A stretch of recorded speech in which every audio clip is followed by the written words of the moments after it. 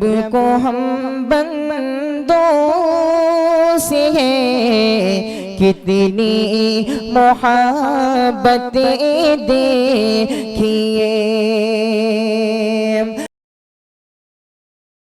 الحمد لله نحمده ونستعينه ونستغفره ونعوذ بالله من شرور أنفسنا وسيئات أعمالنا من يهده الله فلا مضل له ومن يضلله فلا هادي له وأشهد أن لا إله إلا الله وحده لا شريك له وأشهد أن محمدا عبده ورسوله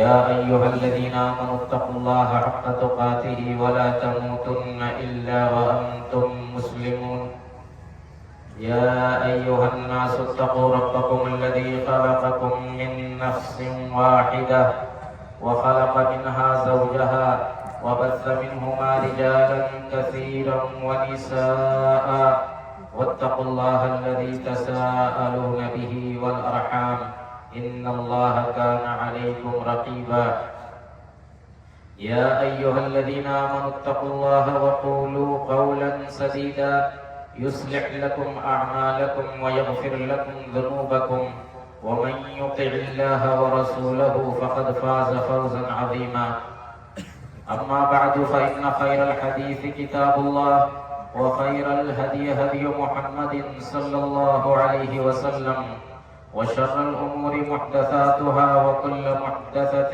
بدعة وكل بدعة ضلالة وكل ضلالة في النار۔ برادران اسلام، خواتین ملت اور عزیز بچوں، اللہ رب العالمین کا شکر اور احسان ہے۔ اللہ رب العالمین کا شکر اور احسان ہے کہ اس نے ہمیں ایمان اور توحید کی دولت سے نوازا ہے۔ اللہ کا شکر اور احسان ہے کہ اس نے ہماری زندگی میں خیر و برکت کا ایک اور مہینہ عطا کیا۔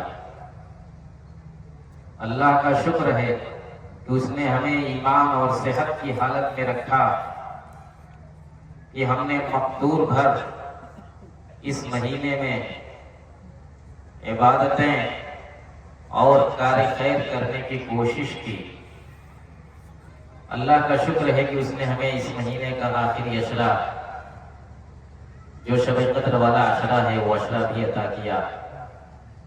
اب اللہ سے یہی التجا ہے، یہی دعا ہے کہ الہ العالمین ہم نے جو کچھ بھی عبادتیں کی مولا کریم تو قبول کر لے۔ اے اللہ، ہم جانتے ہیں کہ ہم سے کوتاہی ہوئی ہے، سستی ہوئی ہے، کمی ہوئی ہے، لیکن ہم یہ بھی جانتے ہیں کہ تیری رحمت بڑی وسیع ہے، تو ان کوتاہیوں کو، ان سستیوں کو معاف کرے گا اور ہمیں کار خیر پر جمے رہنے کی توفیق عطا فرمائے گا۔ اسلامی بھائیوں،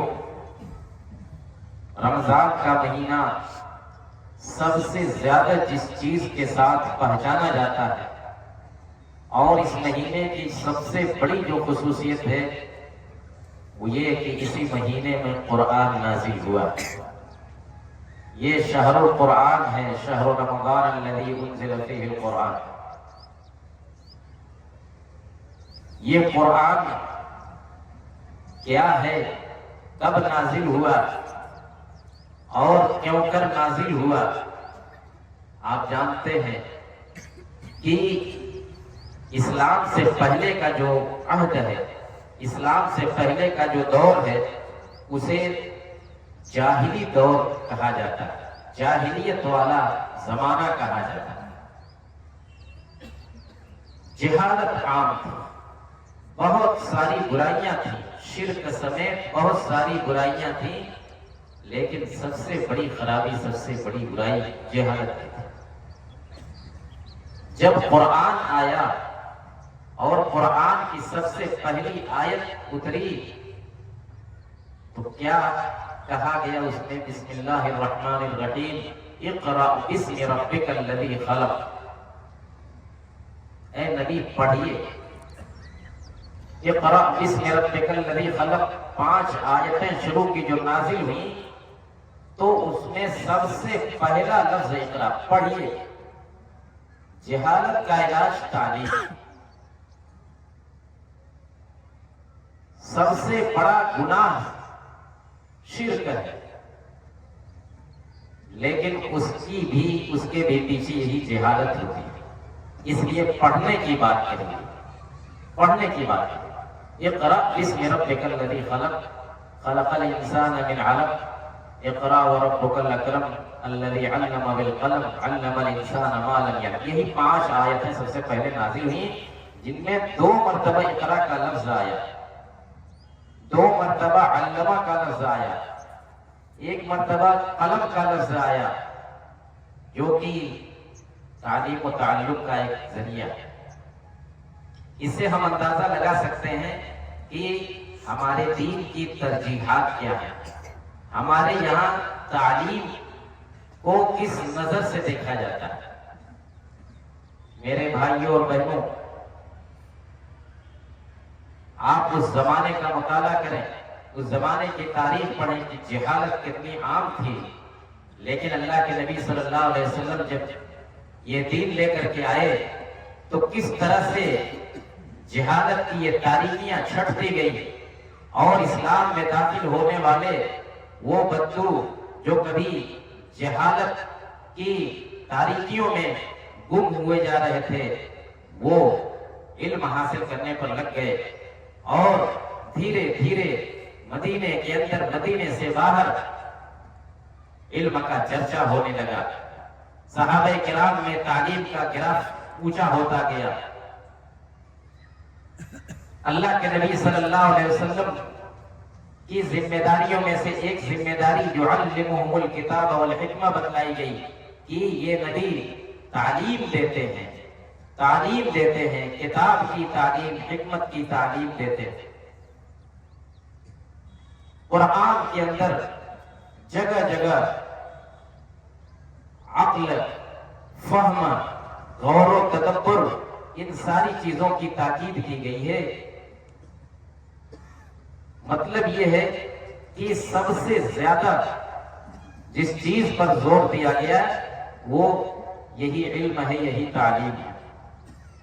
ہم نے رمضان کے مہینے میں اپنے آپ کو اس قرآن سے جوڑا تو صرف قرآن کی تلاوت پر اکتفا نہ کریں، بلکہ قرآن کا کوئی نہ کوئی پیغام تو ہم لے کر کے نکلیں.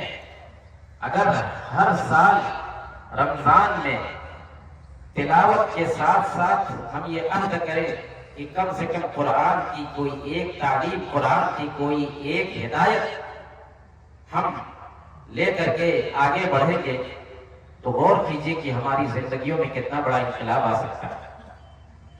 قرآن ہمیں غور و فکر کی دعوت دیتا ہے. دیکھیے کہ یہی صحابہ کرام تھے، پھر تابعین نے، تبع تابعین نے علم سیکھا. اموی دور، صحابہ کے دور کے بعد اموی دور، عباسی دور. عباسی دور میں تو مسلمانوں نے اتنی ترقی کی علم کے میدان میں کہ دوسری قومیں آ کر کے مسلم علاقوں میں، مسلم ممالک میں بسنے لگی اور وہ علم حاصل بھی کرنے لگی اور علمی خدمات بھی انجام دینے لگی. اندلس میں دور یورپ کے اندر جہاں مسلمانوں نے جا کر کے اپنا جھنڈا گاڑا تھا، وہاں 800 سال مسلمانوں نے حکومت کی. وہاں تعلیم کا اتنا چرچا تھا، مسلمانوں نے یونیورسٹیاں قائم کی، درسگاہیں قائم کی. غیر مسلم یورپ کے لوگ آ کر کے مسلمانوں کے پاس علم حاصل کرتے. آج ہم جاتے ہیں ان کے یہاں پڑھنے کے لیے، علم حاصل کرنے کے لیے. پہلے وہ ہمارے پاس آتے تھے، تاریخ گواہ ہے اس کی. وہ آتے تھے علم حاصل کرنے مسلمانوں کے پاس. وہ ان کا وہ زمانہ تاریخ کے اندر یورپ میں ڈارک ایج کے نام سے جانا جاتا ہے. تاریخ دور، ان کے یہاں تاریخی تھی، جہالت تھی، اور مسلمانوں کے یہاں علم تھا، روشنی تھی علم کی. تو یہ ایک زمانہ تھا. جیسے جیسے مسلمان اسلام سے دور ہوتے گئے اور اسلامی تعلیمات سے دور ہوتے گئے تو علم سے بھی ان کا رشتہ کمزور سے کمزور تر ہوتا گیا. آج صورتحال کیا ہے آپ جانتے ہیں. چاہے ملکی پیمانے پر دیکھیں چاہے عالمی پیمانے پر دیکھیں, جتنی رپورٹیں آتی ہیں مسلمانوں کی تعلیم کے تعلق سے بڑی افسوسناک ہوتی ہے. میں ان اعداد و شمار کو یہاں ذکر نہیں کروں گا, لیکن آپ جان لیجئے کہ عالمی پیمانے سے لے کر کے ملکی پیمانے اور مقامی پیمانے تک ہر جگہ مسلمانوں کی تعلیم کا گراف انتہائی ہے. وہ تعلیم, وہ علم جو ہمارے قرآن کا پہلا لفظ تھا, ہم نے اسی کو چھوڑ دیا. ہم اقرا والی قوم تھے لیکن اب لا تقرا والی قوم بن گئے. ہم نہیں پڑھتے. علم سے ہمارا رشتہ ٹوٹ گیا ہے, ہماری ترجیحات بدل گئی ہیں. ہم قرآن کو ایک ختم, دو ختم, تین ختم, ختم پر ختم کرتے ہیں. بڑی اچھی بات ہے, اللہ تعالیٰ قبول کرے, لیکن اس کے ساتھ ہی ہمیں قرآن کی ہدایتوں پر بھی تو غور کرنا چاہیے. ہماری ترجیحات دیکھیے, آج مسلم علاقوں کا جائزہ لیجیے, آپ کو قدم قدم پر کھانے پینے کی دکانیں ملیں گی, ہوٹلز ملیں گے, اور انواع و اقسام کی معقولات اور مشروبات جدھر نظر اٹھائیے وہاں موجود ہیں. اگر نہیں ہے تو لائبریری نہیں ہے, نہیں ہے تو دارالمطالعہ نہیں ہے, نہیں ہے تو کتاب کی دکان نہیں ہے, نہیں ہے تو کوئی اصلاحی مرکز نہیں ہے. آپ تلاش کرتے رہ جائیں کوئی ایسی جگہ جہاں لوگ بیٹھ کر کے علم کی بات کریں, تعلیم کی بات کریں, اسلام کی بات کریں, نہیں ملے گی. کھانے پینے کے لیے ادھر دیکھیں تو دکان, ادھر دیکھیں تو دکان, ادھر دیکھیں تو ہر طرف گویا کہ ہمارے یہاں اور کسی چیز کا کوئی مقام اور درجہ ہی نہیں. اور یہ صرف ہمارے یہاں ہی کی بیماری نہیں ہے, جگہ جگہ جہاں بھی ہم گئے ہم نے یہ بیماری دیکھی. افسوس ہوتا ہے. رمضان کا مہینہ آتا ہے روزہ رکھنے کے لیے, لیکن لگتا ہے کہ روزہ رکھنے کے لیے نہیں, بھوک پیاس کے لیے نہیں, بلکہ کھانے کے لیے آتا ہے. رمضان کے مہینے میں ہمارے کھانے پینے کے وسائل اور اسباب کئی گنا بڑھ جاتے ہیں. یہ صورتحال. دوسری طرف ہماری شادی بیاہ کی تقریبات کو بھی آپ دیکھیں. شادی بیاہ ایک انسانی ضرورت ہے, لیکن اس کو ہم نے اس طرح سے رسم و رواج سے گھیر دیا ہے اور اتنے اسراف اور فضول خرچی سے کام لیتے ہیں کہ اللہ کی پناہ. شادی بیاہ کی فضول خرچیاں دیکھ کر کے یقین نہیں ہوتا کہ یہ اسی قوم کی شادی بیاہ کی تقریبات ہیں جو قوم بھوکمری سے دوچار ہے, جس قوم کے بچے اپنے اسباب کی قلت کی وجہ سے تعلیمی فیس نہیں ادا کر پاتے, جس قوم کے اندر عورتیں علاج کے لیے در در کی ٹھوکریں کھاتی ہیں, جس قوم کے اندر ایک بڑی تعداد کو سر چھپانے کی جگہ نہیں ملتی, اسی قوم کے لوگوں کی یہ تقریبات ہیں شادی بیاہ کی. اللہ اکبر. ایسی اودھم اور شادی بیاہ کے نام پر وہ ایسی رسم و رواج کہ شیطان بھی شرما جائے. ہمارا یہ حال ہو گیا میرے بھائی. ابھی عید کا تہوار کا ایک دو روز جہاں گزرا کہ نہیں, ہمارے نوجوانوں کی ایک بڑی تعداد سیر سپاٹے کے لیے نکلے گی, سیر سپاٹے کے لیے نکلے گی. پلاننگ سب ہو چکی ہوگی, بے دریغ پیسہ اس پر خرچ کیا جائے گا. جہاں جب تعلیم کی بات آتی تو لگتا ہے کہ ہم سے فقیر کوئی قوم ہی نہیں, ہمارے پاس خرچ کرنے کے لیے کچھ نہیں ہے. ہمارے تعلیمی ادارے وسائل کی قلت سے دم توڑ رہے ہیں. اور جب یہ سب چیزیں، یہ دکھاوے کی چیزیں ہوتی ہیں تو پھر ہمارا دل کھل جاتا ہے، ہماری جیبیں کھل جاتی ہیں، ہماری تجوریاں کھل جاتی ہیں۔ یہ سب میرے بھائیوں ترجیحات کی بات ہے۔ ہماری سوچ، ہماری ترجیح جب تک نہیں بدلے گی تب تک ہم زندگی کے کسی موڑ پر کامیاب نہیں ہو سکتے۔ آج ہم ملکی پیمانے سے لے کر کے عالمی پیمانے پر جس ذلت اور ادبار کا شکار ہیں، اس ذلت و ادبار سے نکلنے کے لیے اگر کوئی نسخہ کیمیا ہے ایمان کے بعد تو یہی تعلیم ہے۔ اگر ہم نے اپنی ترجیحات نہیں بدلی، تعلیم کے تعلق سے اپنی سوچ نہیں بدلی، ہم نے قرآن کے اقرا والے پیغام پر توجہ نہیں دی، تو پھر یہی ذلت، یہی پستی اور یہی بے وقتی ہمارا مقدر رہے گی۔ ضرورت اس بات کی ہے کہ ہم بیدار ہوں۔ آج صورتحال یہ ہے، ہم حکومتوں سے شکوہ کرتے ہیں، حکومتیں ہمارے ساتھ ناانصافی کرتی ہیں، ہمارے تعلیمی بجٹ کو کم کرتی ہیں اور ہمیں طرح طرح سے تنگ کرتی ہیں۔ وہ سب اپنی جگہ پر، لیکن ان حکومتوں نے ہمارے لیے تعلیم کا جو نظم بنایا ہے، بالخصوص ہم اقلیتوں کے لیے آپ جا کر کے دیکھیں یونیورسٹیوں میں، کالجوں میں، ان کے شعبوں میں مسلمانوں کے لیے یا اقلیتوں کے لیے جو جتنی سیٹیں مختص کی گئی ہیں، ہم ان سیٹوں کو بھی پر نہیں کر پاتے۔ سیٹ ہماری ہے لیکن ہم نہیں پہنچ پاتے، ہمارے لیے فیسلٹیاں موجود ہیں لیکن ہم وہاں جاتے نہیں۔ نتیجہ یہ ہوتا ہے کہ دوسرے آ کر کے ان سیٹوں کو پر کرتے ہیں۔ یہ ہماری سوچ بن گئی ہے، یہ ہماری صورتحال ہے، افسوسناک صورتحال۔ اس لیے صرف شکوہ کرنے سے کوئی فائدہ نہیں، ہمیں اپنے اندر بیداری پیدا کرنی ہوگی۔ ہمارے نوجوانوں کی اور ہمارے بزرگوں کی، گارجین کی سوچ کیا ہے؟ ہمارا بچہ کسی طرح سے خلیجی ممالک تک پہنچ جائے، ہمارا بچہ جیسے ہو سعودیہ، کویت، قطر کہیں پہنچ جائے، وہاں جا کر کے لیبر بن کر کے کام کرے، ڈرائیور بن کر کے کام کرے، بکری چرائے، اونٹ چرائے، بس۔ مگر یہی ہماری سوچ کی معراج ہے۔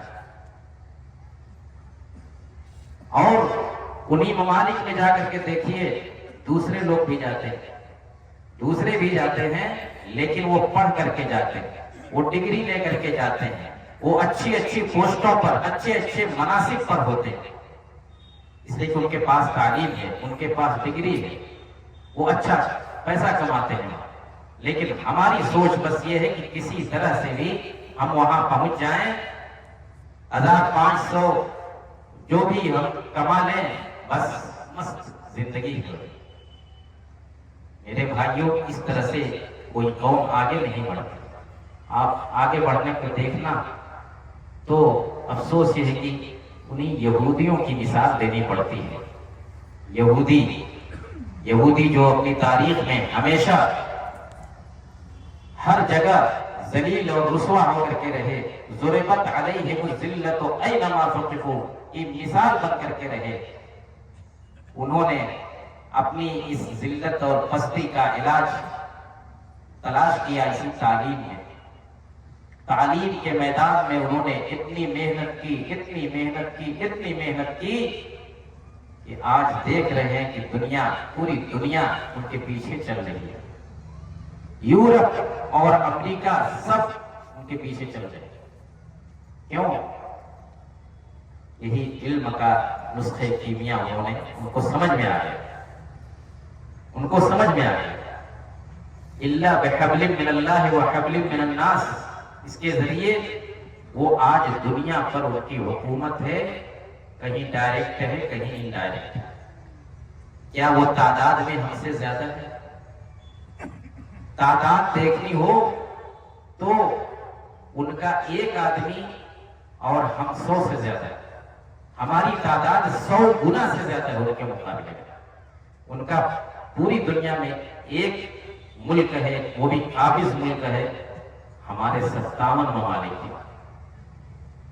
اب آپ اندازہ لگا سکتے ہیں کہ ہمارے وسائل کتنے زیادہ ہوں گے، لیکن سب کے باوجود ہم پچھلی صفوں میں بیٹھے ہوئے ہیں، پڑے ہوئے ہیں، محض اسی لاپرواہی، اسی سستی اور اسی سطحی سوچ کی وجہ سے۔ میرے بھائیوں، وقت آ گیا ہے کہ ہم تبدیلی لائیں، ہم اپنی اس سستی کا علاج تلاش کریں۔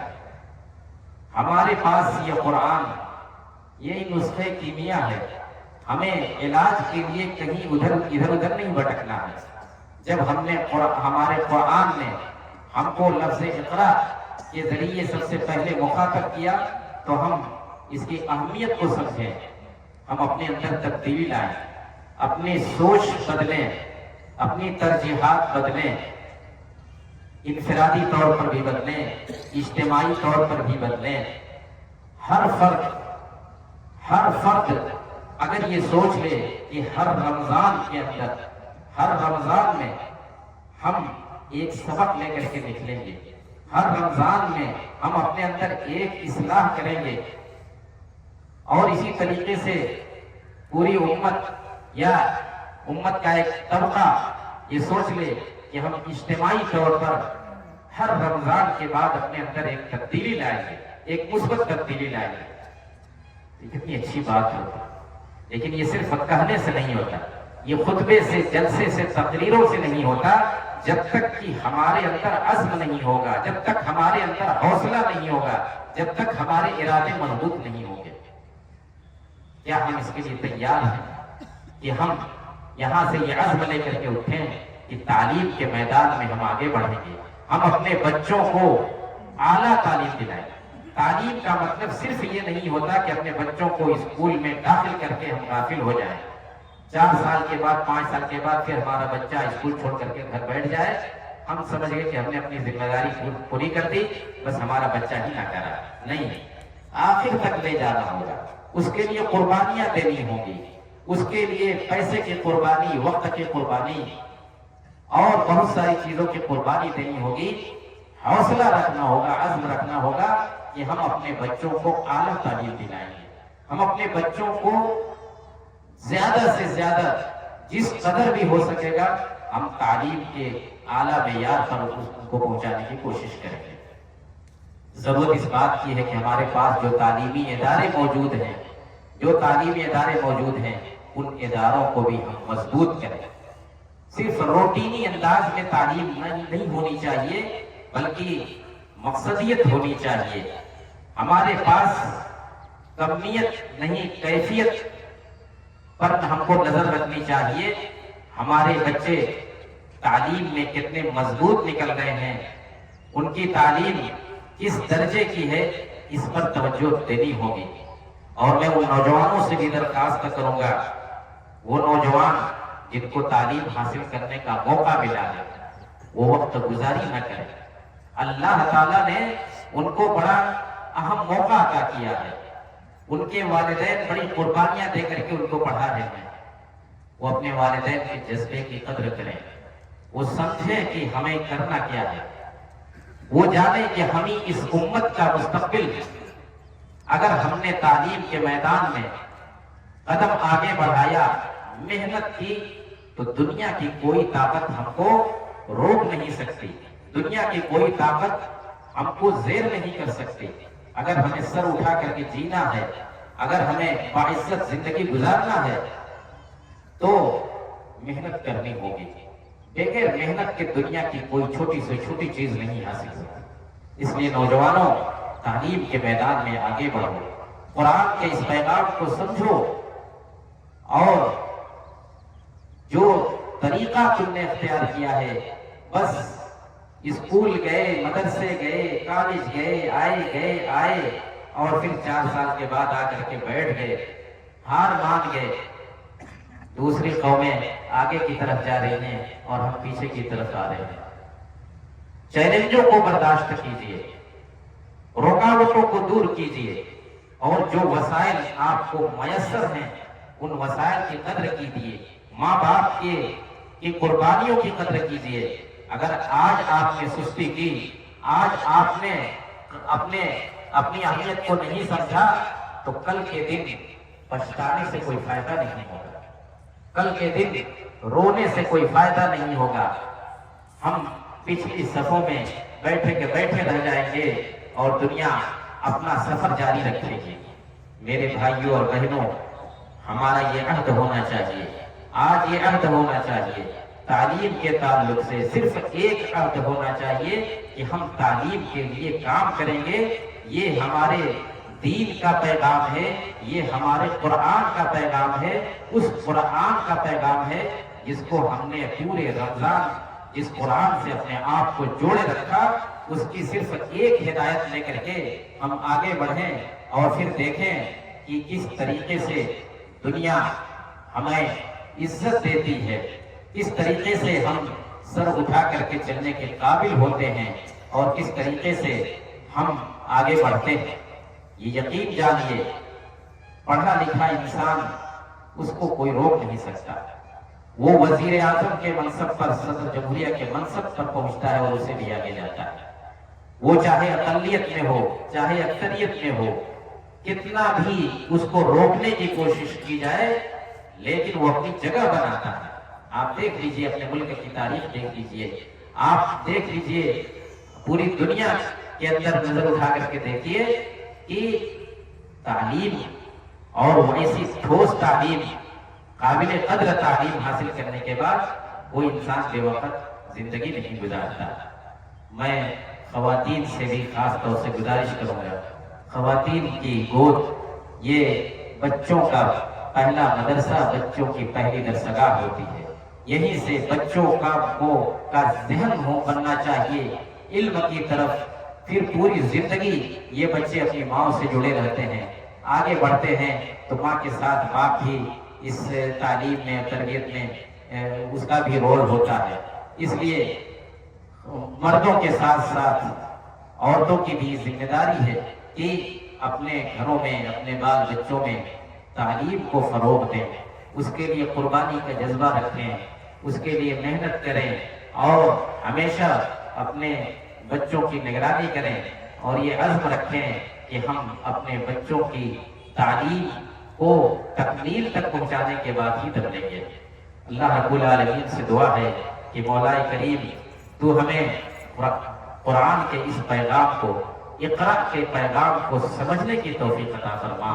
اے اللہ تعالیٰ، ہم نے قرآن کی جو تلاوت کی ہے وہ تلاوت کو بھی قبول فرما اور قرآن کے اندر جو ہدایتیں ہیں ان ہدایتوں کو بھی اپنی زندگی میں جاری اور نافذ کرنے کی توفیق عطا فرما. اے اللہ تعالیٰ، ہمارے اس ملک کے اندر امن و امان قائم فرما. اے اللہ تعالیٰ، ہمارے بیچ جو لوگ بیمار ہیں ان کو شفائے کامل عطا فرما. جو راہ راست سے بھٹکے ہوئے ہیں ان کو راہ راست کی توفیق عطا فرما. اللہم اعز الاسلام والمسلمین واخذل الكفرة والملاحدة والمبتدعة والمشركين. اللهم فرج هم المهمومين ونفس كرب المكروبين واقض الدين عن المدينين واشف مرضانا ومرضى المسلمين وفك أسر الماسورين برحمتك يا أرحم الراحمين. اللهم لا تسلط علينا بذنوبنا من لا يخافك فينا ولا يرحمنا. اللهم آمنا في أوطاننا، اللهم آمنا في أوطاننا ولا تسلط علينا بذنوبنا من لا يخافك فينا ولا يرحمنا. ربنا تقبل منا إنك أنت السميع العليم وتب علينا إنك أنت التواب الرحيم. وصلى الله وسلم على خير خلقه محمد وعلى آله وأصحابه أجمعين وآخر دعوانا أن الحمد لله رب العالمين.